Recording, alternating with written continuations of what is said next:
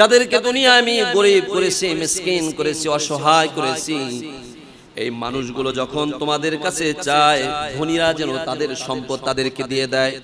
100 টাকার মধ্যে ধনীর সম্পদকে আল্লাহ রাব্বুল আলামিন দিয়েছেন 97 টাকা, অর্থাৎ 97.5 টাকা ধনীর জন্য, আর বাকি 2.5 টাকা দিয়েছেন হলো গরিব দুঃখীদের জন্য।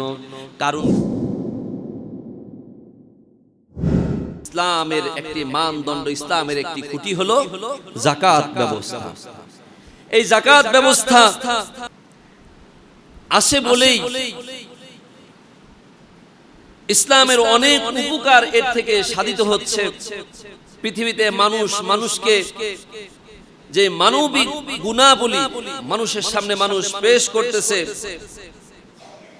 কেউ আল্লাহর ভয় হলেও দারিদ্র বিমোচন, গরিব অসহায় দুঃখী মানুষদের দিকে তাদের হাতকে তারা প্রসারিত করতেছে। আল্লাহর দ্বীন বিজয়ের জন্য তারা তাদের অর্থ ব্যবস্থার মাধ্যমে আল্লাহর দ্বীনকে তারা ত্বরান্বিত করতেছে।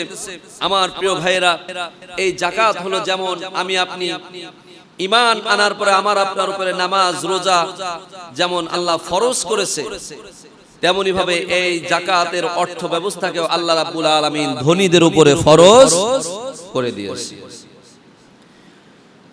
কিন্তু এই যাকাতের যে চাহিদা ছিল, যে দাবি ছিল, আজকে যদি তা পরিপূর্ণভাবে যদি তা আদায় করা হতো,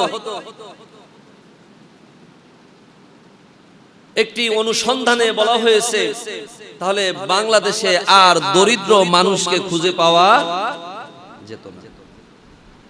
কিন্তু আসলে কি এই যাকাতের সঠিক হক আদায় করা হয়? আদায় করা হয় না। টাকা পয়সা থাকা সত্ত্বেও ব্যাংক ব্যালেন্সে যারা যাকাত দেবে তারা কোটি কোটি টাকা তারা ঋণ করে নিজেকে ঋণগ্রস্ত হিসাবে জাতির সামনে তারা পেশ করতেছে, এবং এই ঋণকে তারা হাতিয়ার বানিয়ে যাকাতের মতো অর্থ ব্যবস্থা থেকে নিজেদেরকেও মাহরুম করতেছে, আর গরিব দুঃখী অসহায় মানুষ যারা আছে তাদেরকেও তারা বঞ্চিত করতেছে। আমার প্রিয় ভাইয়েরা, একজন মানুষের কত প্রয়োজন, কিন্তু এই প্রয়োজনের বাহিরে যখন মানুষ তার প্রয়োজনকে মিটানোর জন্য যখন মরিয়া হয়ে যায়, তখন সে যেই উপায়ে তার প্রয়োজন মিটাইতে সে মাঠে ময়দানে কাজ করে, আল্লাহ তাকে সেই পথগুলোই দেখিয়ে দেয়। আজকে দেখা যায় বড় বড় ইন্ডাস্ট্রির যারা মালিক আছেন, তারা সরকারের ট্যাক্স করকে ফাঁকি দেওয়ার জন্য তারা সরকারি ভাবেই দেশের বিভিন্ন ব্যাংক থেকে তারা লক্ষ লক্ষ কোটি কোটি টাকা তারা ঋণ গ্রহণ করতেছে। সরকারের কাছে তারা নিজেকে ঋণী হিসাবে পরিচয় করাইতেছে। এখান থেকে সরকারি ভাবে যে যাকাত প্রদান করার কথা ছিল, তারা এই যাকাত প্রদান থেকে নিজেকে মুক্ত করে ফেলল। অথচ তার এত প্রয়োজন ছিল না। তার ব্যক্তি জীবনের যত সম্পদ ছিল তাই যদি সে যদি নাড়াচাড়া করত, তাই যদি দেখভাল করত, তাহলে তার থেকে হাজারো মানুষ যাকাতের অর্থ সহযোগিতার মাধ্যমে তারা তাদের জীবনের দারিদ্র বিমোচন করতে পারত। কিন্তু আজকে তা নেই। সম্পদ প্রয়োজন, আরো বেশি প্রয়োজন, আর সবচেয়ে বড় বিষয় হলো যে এটা হলো প্রত্যক্ষ এবং পরোক্ষভাবে আল্লাহকে এবং মানুষকে ফাঁকি দেওয়ার নামান্তর ছাড়া আর কিছুই না। কথা বলেন ঠিক কিনা? অথচ আল্লাহ রাব্বুল আলামিন বলেন, ইন্নাল্লাযীনা আমানু ওয়া আমিলুস সলিহাতি ওয়া আকামুস সালাতা ওয়া আতুজ যাকাতা লাহুম আজরুহুম ইনদা রাব্বিহিম ওয়ালা খাউফুন আলাইহিম ওয়ালা হুম ইয়াহজানুন। নিশ্চয় যারা ঈমান এনেছে, ঈমান আনার সঙ্গে যারা আমলে সালেহ নেক কাজ করেছে, আল্লাহ বলেন এই লোকগুলো নামাজের মতো এই ইবাদতকে নিজেই শুধু আদায় করবে না, নামাজের মতো ইবাদতকে প্রতিষ্ঠিত করার ব্যাপারে সহযোগিতা করবে। ওয়াতুজ যাকাত, আর অর্থ ব্যবস্থার মধ্যে দারিদ্র্য বিমোচন করার লক্ষ্যে, দারিদ্র্যের হারকে কমিয়ে দেওয়ার লক্ষ্যে তার পক্ষ থেকে অর্থ ব্যবস্থা, যাকাত ব্যবস্থার মাধ্যমে সে দারিদ্র্য বিমোচন ঘটাবে। রব্বুল আলামিন বলেন, কাজ হলো ঈমান আনা, সাথে আমলে সালেহ করা, নামাজ আদায় করা, যাকাত আদায় করা। যদি এই কাজগুলো আমার কোন বান্দা ঈমানের সাথে, বিশ্বাসের সাথে যদি করতে পারে, লাহুম আজরুহুম ইনদা রাব্বিহিম, আল্লাহ রাব্বুল আলামিন তাদের জন্য মহা পুরস্কারের ব্যবস্থা আল্লাহর কাছে করে রেখেছেন। ওয়ালা খাউফুন আলাইহিম ওয়ালা হুম ইয়াহজানুন, এই যে দুনিয়ার সম্পদ, এই সম্পদ নিয়ে তাদের জন্য কোনো চিন্তা থাকবে না, তাদের জন্য কোনো ভয় থাকবে না, কারণ তারা তাদের সম্পদকে দুনিয়ায় পরিশুদ্ধ করেছে। দুনিয়ায় তাদের কোনো ভয় নাই, আখিরাতেও তাদের কোনো ভয় নাই। দুনিয়াতেও কোনো চিন্তা নাই, আখিরাতেও তাদের কোনো চিন্তা নাই। আমার ভাইরা, এই যাকাত ব্যবস্থা আল্লাহ রাব্বুল আলামিন ধনীদের জন্য করেছেন। ধনীরা দেবে, দারিদ্র যারা আছে, গরিবরা, তারা ধনীদের কাছ থেকে নেবে। এর বিনিময়ে যা হবে, আল্লাহ ধনীরা এই যাকাত প্রদান করার কারণে ধনীদেরকে জাহান্নাম থেকে আল্লাহ মুক্ত করে দিবেন। সুবহানাল্লাহ। আল্লাহ রাব্বুল আলামিন বলেন, ওয়াসায়ুজান্নাবুহাল আতকাল্লাযী ইউতি মালাহু ইয়াতাযাক্কা, তাকে অচিরেই জাহান্নামের আগুন থেকে তাকে মুক্ত করে দেওয়া হবে, যে তার তাকওয়াকে কাজে লাগিয়ে আল্লাহ রাব্বুল আলামিন যেই সম্পদ তাকে দিয়েছেন, সেই সম্পদের পরিশুদ্ধ, সেই সম্পদকে পরিশুদ্ধ করার লক্ষ্যে যে যাকাত প্রদান করবে, আল্লাহ রাব্বুল আলামিন অচিরেই তাকে জাহান্নাম থেকে মুক্ত করে দিবেন। আমার প্রিয় ভাইরা বলবেন, সম্পদ আমার, যাকাত আমি দিলে দিলাম, না দিলে নাই, এমনটা নয়। আল্লাহ রাব্বুল আলামিন সম্পদের মালিক করেছেন বলে আপনার কাছে সম্পদ গচ্ছিত হয়েছে। আল্লাহ চাইলে এমন বিপদ, এমন মহারোগ আপনাকে দান করতে পারে, জীবনের সর্বস্ব সব বিলিয়ে দিয়েও আপনি সুস্থতার মতো নিয়ামত পেতে নাও পারেন। কিন্তু আল্লাহ সুস্থতা দান করেছে, আবার সম্পদ দিয়ে আপনার ঈমানকে আল্লাহ রাব্বুল আলামিন পরীক্ষা করতেছে। তার মানে সম্পদ পেয়ে শুধু বগলবাজি করা যাবে না, সম্পদ পেয়ে শুধু আনন্দ করা যাবে না। আল্লাহর নবী বলতেছেন কোরআনের ভাষায়, ইন্নামা আমওয়ালুকুম ওয়া আওলাদুকুম ফিতনা, তোমাদেরকে সম্পদ দিয়েছে বলেই তুমি যে খুব সুখী, সন্তান পেয়ে যে তুমি বড় সৌভাগ্যবান, এমনটা নয়। এই সম্পদ এবং সন্তানের কারণে তোমাদেরকেও জাহান্নামে যাওয়া লাগতে পারে। সম্পদ এবং সন্তান যার পৃথিবীতে আছে, তার বাহাদুরি দেখে। আমার প্রিয় ভাইরা, সম্পদ আছে কিন্তু সন্তান নাই, তার অন্তরের মধ্যে হাহাকার কিন্তু কখনোই কমে না। সে অনেক সম্পদ করে, সম্পদশালী হওয়ার পরেও রাতে যখন বিছানায় বালিশটা যখন মাথার কাছে নিয়ে যায়, চিন্তা করে কার জন্য এত কিছু করতেছি। এই হতাশা নিয়ে, এই বুক ভরা কষ্ট নিয়ে সে রাতের ঘুমের মধ্যে যায়। আবার যার অনেক সন্তান আছে কিন্তু সম্পদ নাই, সে চিন্তা করে আগামীকাল 3 কেজি, 4 কেজি, 5 কেজি চাউল লাগবে, চাউলের দেখা আমি কোথায় পাই। কিন্তু আল্লাহ যাদেরকে সম্পদ দিয়েছে, সন্তান দিয়েছে, তার মানে দুনিয়ার নিয়ামত দিয়েছে আল্লাহ রাব্বুল আলামিন। এই নিয়ামতের মধ্যে গরিব, দুঃখী, অসহায় মানুষদের জন্য আল্লাহ রাব্বুল আলামিন তার কাছে সম্পদকে গচ্ছিত রেখেছেন। সম্পদ আল্লাহ রাব্বুল আলামিন আল্লাহর পক্ষ থেকে দেওয়া সম্পদ তার কাছে রেখেছেন।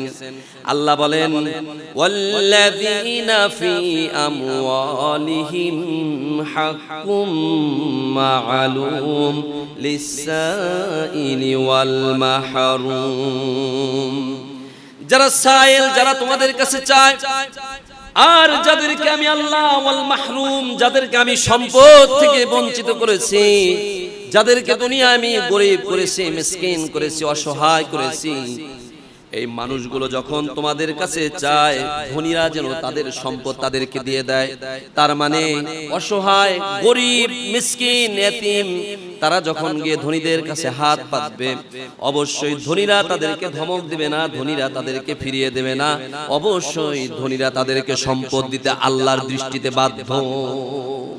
এই কোরআন বলতেছে অবশ্যই দিতে হবে, কারণ এই সমস্ত অসহায় মানুষদের সম্পদ আল্লাহ ধনীদের কাছে দিয়েছে। ধনীরা কি করবে? অসহায় সাইল যখন চাইবে তখন অবশ্যই দিতে হবে, দিতে হবেই হবে, ধমক দেওয়ার মতো কোনো সুযোগ নেই। আমার ভাইরা তারা কারা? وآتى المال على حبه ذوي القربى واليتامى والمساكين وابن السبيل والسائلين وفي الرقاب। আল্লাহ রাব্বুল আলামিন বলেন, তোমরা তোমাদের ভালোবাসার সম্পদ তোমাদের নিকট আত্মীয়দের মধ্যে যারা গরিব অসহায় তাদেরকে তোমরা দাও, আর তোমাদের আশেপাশে যারা এতিম আছে এতিমদেরকে তোমরা দাও। এমন অসহায় মিসকিন দেখতে মনে হয় ধনী, কিন্তু আসলে ভিতর অবস্থা খুব খারাপ। সে মানুষের কাছে হাত পাততে পারে না, কিন্তু ঘরে বসে সে চিন্তা করে কেউ যদি আমাকে দেয়, অর্থাৎ তার কাছে নিয়ে গেলে সে ফেরত দেয় না, তাকে বলা হয় এতিম মিসকিন। অবনি সাবিল মুসাফির ওয়াসাইলিন, কোন ভিক্ষুক, অফির রিকাব এমন মানুষ যে গোলাম, কোন মানুষের দাসত্ব বরণ করতেছে, অর্থের বিনিময়ে সে দাসত্ব থেকে মুক্ত পাবে। আমার ভাইয়েরা, এই মানুষগুলোকে অবশ্যই ধনীদেরকে অর্থ সহযোগিতা করতে হবে, নিজের থেকে না হলেও তার অর্থকে হিসাব করে যাকাত ব্যবস্থার মাধ্যমে আল্লাহ রাব্বুল আলামিন যে সিস্টেম, যে নিয়ম, যে পদ্ধতি দান করেছেন, এই পদ্ধতির আলোকে অবশ্যই সম্পদের দান করতে হবে। আল্লাহর নবী বলতেছেন, উমিরতু আন উকাতিলান নাস, আমি মানুষদেরকে হত্যা করার জন্য মানুষদেরকে আমি নির্দেশ করতাম, যতক্ষণ না ওই মানুষগুলো বলতো আশহাদু আল্লা ইলাহা ইল্লাল্লাহ, ইয়াশহাদু আল্লা ইলাহা ইল্লাল্লাহ। ওই মানুষগুলো যদি বলে আল্লাহ ছাড়া কোনো ইলাহ নাই, সাক্ষ্য দেয়, তাহলে সে আমার থেকে মুক্ত। আল্লাহর নবী বলতেছেন আরো সাক্ষ্য দেবে আমি মুহাম্মদ যে আল্লাহর পক্ষ থেকে রাসূল, এই সাক্ষ্য তাদেরকে দিতে হবে। তারা যদি নামাজ কায়েম করে, যাকাত প্রদান করে, তাহলে অবশ্যই আল্লাহ রাব্বুল আলামিন আমার থেকে, আমার ক্রোধ থেকে, আল্লাহর ক্রোধ থেকে তাদের রক্ত, তাদের জান মালকে আল্লাহ হেফাজত করে নিল। আমার ভাইয়েরা, অবশ্যই আল্লাহ রাব্বুল আলামিন এই ধনীদের যাকাত ব্যবস্থাকে কাল কিয়ামতের ময়দানে কড়ায় গন্ডায় হিসাব করে ধনীদের কাছ থেকে এই জবাবটা আল্লাহ নেবেন। আল্লাহর নবী বলেন, সম্পদ তোমরা না দিয়ে পালাবা কোথায়? কবরে যাবা। আখিরাত তোমাদের আছে, সম্পদ তোমাদের সঙ্গে দুনিয়ায় রেখে যাওয়া সম্পদ আখিরাতে দেখা করবে। ইয়াকুনু কানজু আহাদুকুম ইয়াউমাল কিয়ামাতি শুজাআন আফরাউ বিকুরসাতি ইয়াফরাউ ইফিরু মিনহু সাহিবুহু ওয়া হুয়া ইয়াতলুবুহু হাত্তা ইউলকিমুহু আসাবিআহু। যেই হাত দিয়ে, ও ধনীরা, যেই হাত দিয়ে যাকাত প্রদান করা হয় না, এই হাতের অবস্থাটা কি হবে? সমস্ত সম্পদগুলো সাপে পরিণত হবে, কেশবিহীন, কেশ মুক্ত সাপ হবে, বিষাক্ত সাপ হবে। সম্পদশালীকে কিয়ামতের ময়দানে শুধু দৌড়াইতে থাকবে, দৌড়াইতে দৌড়াইতে একটা সময় সম্পদশালী যেমন করে দুনিয়ায় সম্পদের পিছনে নিজের সময়, নিজের সমস্ত কিছুকে বিসর্জন দিয়ে সে নিজে যেমন ক্লান্ত হয়ে পড়েছিল, কিয়ামতের ময়দানে এই সম্পদ তাকে দৌড়াইতে দৌড়াইতে ক্লান্ত করবে, একটা সাপে পরিণত হয়ে। আল্লাহর নবী বলেন, যেই হাত দিয়ে গরিবদের সম্পদটা তারা বুঝিয়ে দেয়নি, এই হাতটা ওই সাপের মুখে যতক্ষণ পর্যন্ত প্রবেশ না করাবে, যতক্ষণ পর্যন্ত ওই বিষাক্ত সাপের মুখের মধ্যে হাতটা প্রবেশ না করাবে, ততক্ষণ পর্যন্ত ওই সাপ ওই বান্দাটাকে শুধু দৌড়াইতেই থাকবে। কি কঠোর শাস্তি! তার মানে কি, সম্পদ মানুষকে বিপদের মুখে ফেলে দেবে। কখন? কাল কিয়ামতের ময়দানে। আমার ভাইয়েরা, এই সম্পদ যাকাত দেওয়ার ব্যাপারে যখন কারুনকে যখন আল্লাহ রাব্বুল আলামিন নির্দেশ করলেন, হযরতে মূসা আলাইহিস সালামের ভগ্নিপতি বোন জামাই ছিল কারুন। হযরতে মূসা আলাইহিস সালামের কওম ছিল কারুন। কারুনকে আল্লাহর নবী হযরতে মূসা আলাইহিস সালামের মাধ্যমে এই দাওয়াত প্রদান করা হলো, কারুনের কাছে যাও। কারুনের কাছে মূসা আলাইহিস সালাম গেলেন।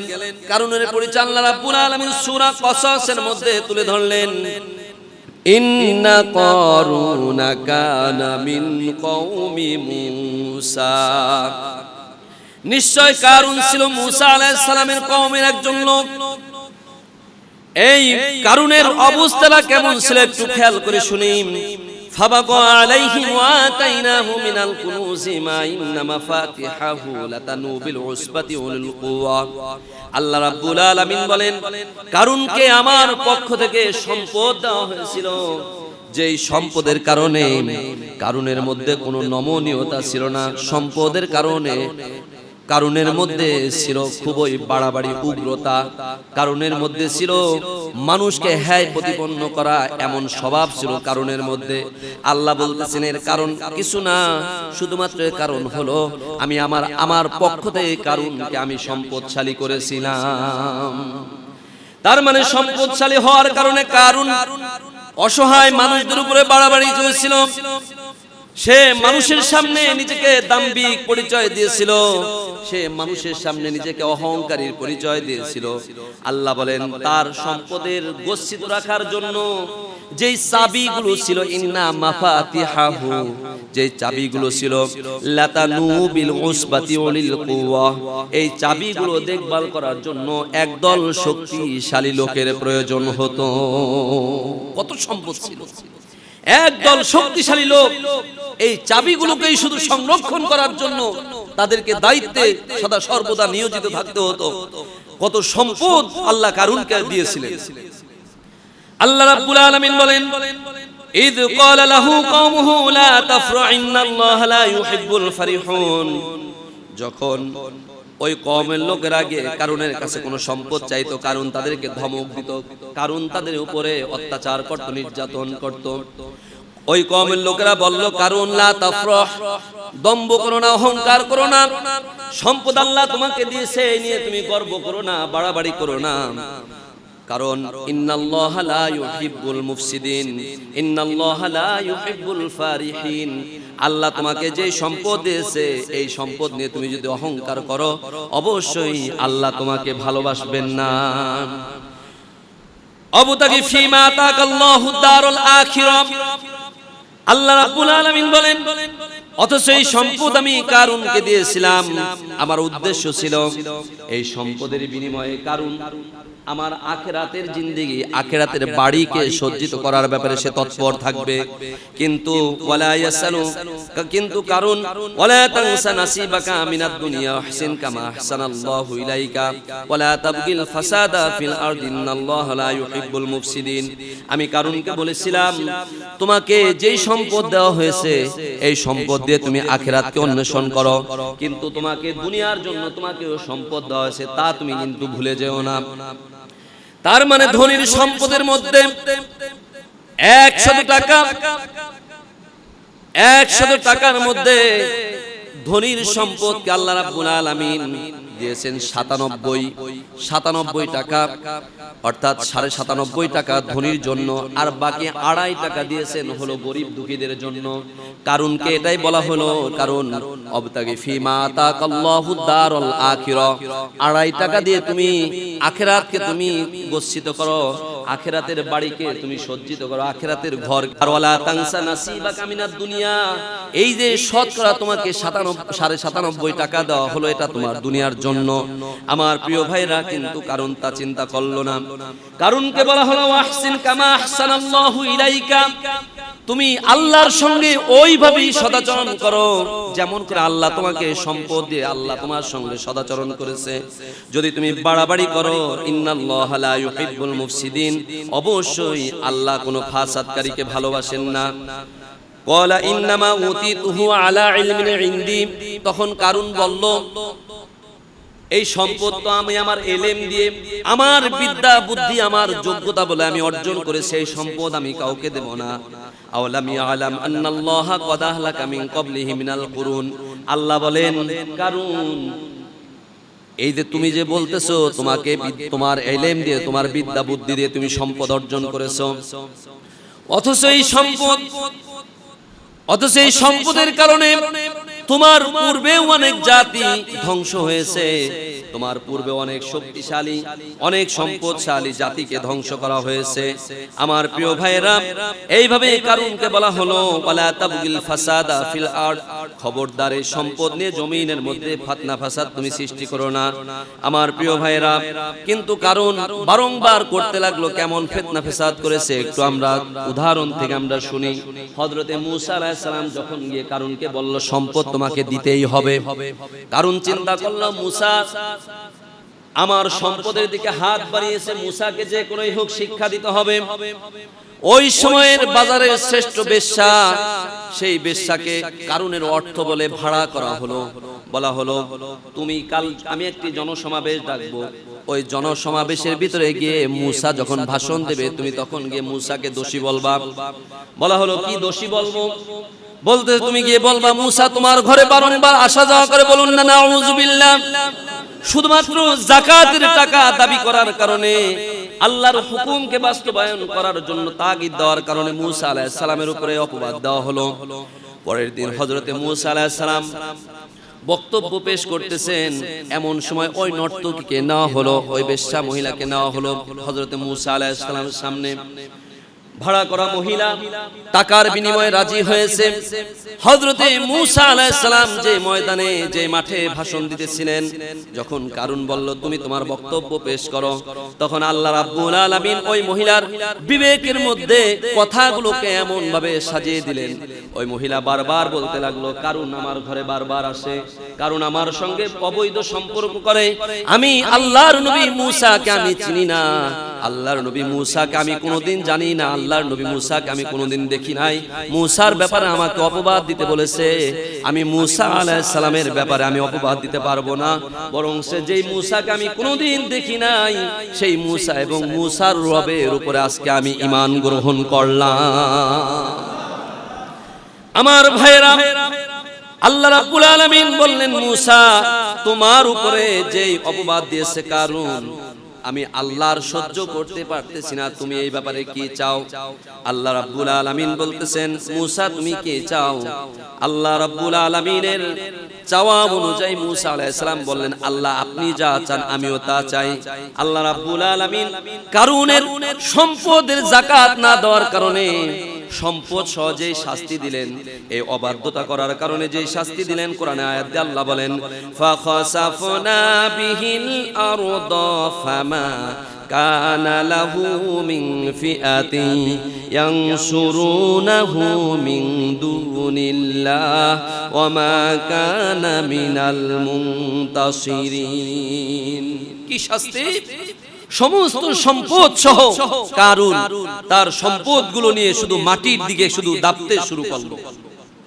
ফাখাসাফনা বিহিল আরদ, আল্লাহ দাবিয়ে দিলেন কারুনকে এবং তার সমস্ত সম্পদকে জমিনের ভিতরে।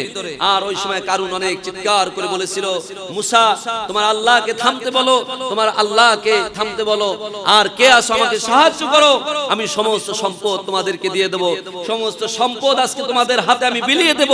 কিন্তু আল্লাহ বলতেছে ওই সময়ে কারুনকে সাহায্য করার মতো কোনো সাহায্যকারী ছিল না, কেউ আল্লাহ ছাড়াও তাকে সাহায্য করার মতো কোনো সাহায্যকারী ছিল না। কিয়ামত পর্যন্ত কারুন তার সম্পদ নিয়ে শুধু নিচের দিকে যেতেই থাকবে।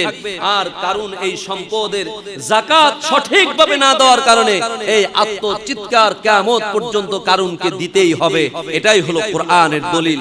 আমার প্রিয় ভাইয়েরা, সুতরাং আসুন আমরা আমাদের যাকাত যার যতটুকু হয়েছে আমরা ইনশাআল্লাহ আমাদের অর্থনৈতিক হিসাব কষে আমরা এই মাসলা মাসাইলগুলো ভালো করে জেনে আমরা আমাদের সম্পদকে শুধুমাত্র আল্লাহর সন্তুষ্টি, গরিবদের আল্লাহর সন্তুষ্টি, গরিবকে দিলে গরিবের সন্তুষ্টি, দুটো যখন সমন্বয় হয়ে যাবে লাহুম আজরুহুম ইনদা রাব্বিহিম, আল্লাহর কাছে আমাদের পুরস্কার থাকবে। আর সেই পুরস্কারের নাম হলো জান্নাত।